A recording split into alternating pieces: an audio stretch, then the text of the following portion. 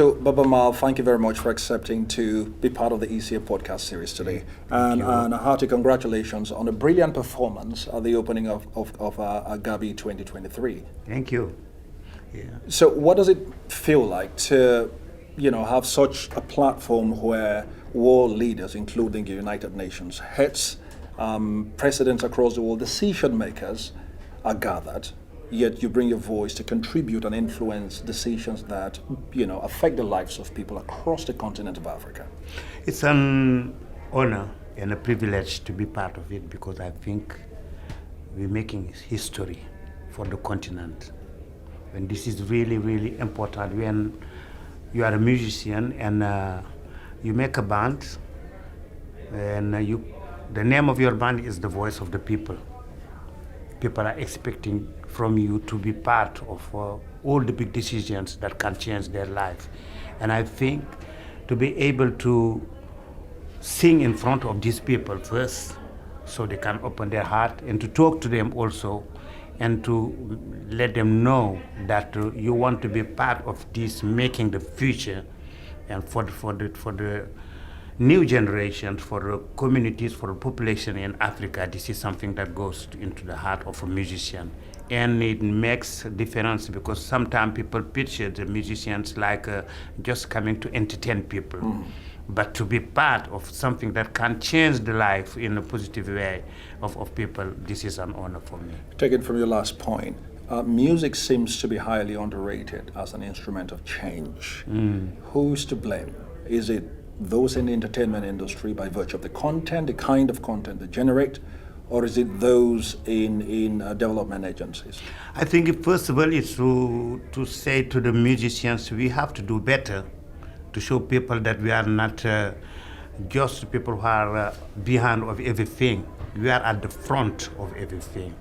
The President Senghor was saying that in the process of developing your life or putting projects that can develop your life, music, culture in general is at the beginning, in the middle, and at the end of any process of that. And musicians have to show that, not to be just focusing on making your name big or to sell a lot of records. This is really important because it gives you opportunity to be known.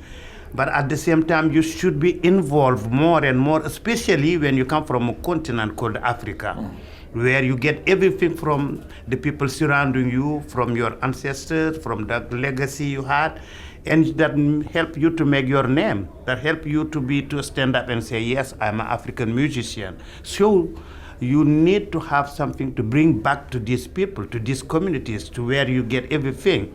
And I think that's on the role of the musician. The other thing is the governments, to understand that culture is really important on putting on development projects that can help people.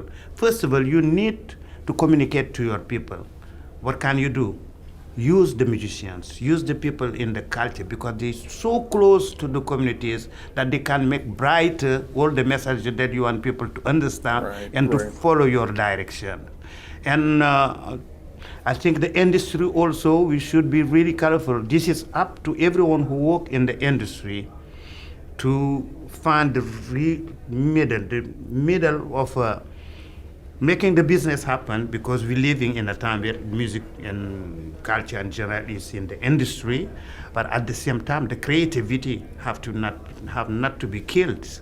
And this is what brings people to appreciate what you're doing. Right now, so let's assume that just hundreds of thousands of young people, musician wannabes, listening to you, what exactly are you advising them to do, content-wise? So what would you have the average young singer sing about? To be involved. Should everybody sing about sustainable development for them to be relevant? I think to be involved, everyone have a goal that you can tackle, where you are much strong. For example, people in the Sahel, they can't talk about all the insecurity, all the conflicts, or the lack of education that we need. In some other countries, some people can really focus on making peace, because without peace, nothing can be achieved. We can talk about everything. Everyone has his own goal where you should be involved and to be a a model for the people who are following you. I was telling to some young woman in Senegal who drop every rivalry between themselves and come together. They 10 of them and they make a project and to tackle all the issues of women in their life. And I said, this is very good. They're very young. They are in the hip hop, some others are in very urban music, but I think this is a good example to be involved, and I think wish that all the musicians in Africa should understand that and come into that.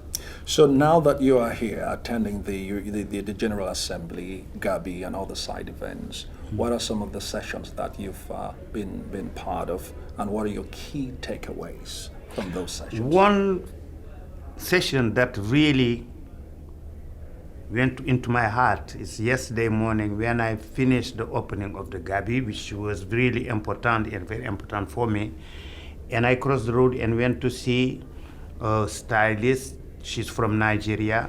Another one who did work with Beyonce and all these people to do the setup down there. Mm-hmm. And at the end of the conversation, we end up saying, we need to be together. People in the culture need to be together. I'm a musician, I can create a song. She's a stylist, she can think about all the clothes, all the jewelries, all the things that can go with.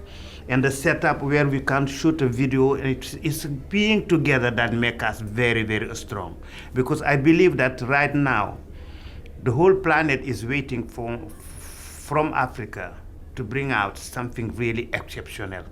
But we can't make it happen in our own way. We have to be together. We can maybe bring sport also to be with us and to bring something that can change the perception of the world about Africa. So when you said Gabi was personal to you, what did you mean? It means that made me think since a long time that no one can stop Africa. I did believe in that. Mm-hmm. I was saying if I knew that one day we will not see this generation coming and say, yes, we can make it happen, no one can stop Africa again, I would have stopped making music. I was expecting to see it happening, and now Gabi is here. Okay, thank you very much. One for the road though. When you look at the landscape, the entertainment industry in Africa, the creative sector, you've made your mark. You've created and are still doing your legacy work. Do you see any young people who, in your opinion, are doing the right thing? Nigeria is doing the right thing. And I was saying to the woman on the styling thing that every night I'm there looking at Nollywood, seeing all the movies, and I see in one of them they're putting at the front, they're putting all the elements that are part from their tradition, from in the costumes, in the making the faces, in all the setup around down there, and I see it also in the videos of the musicians, and this is great.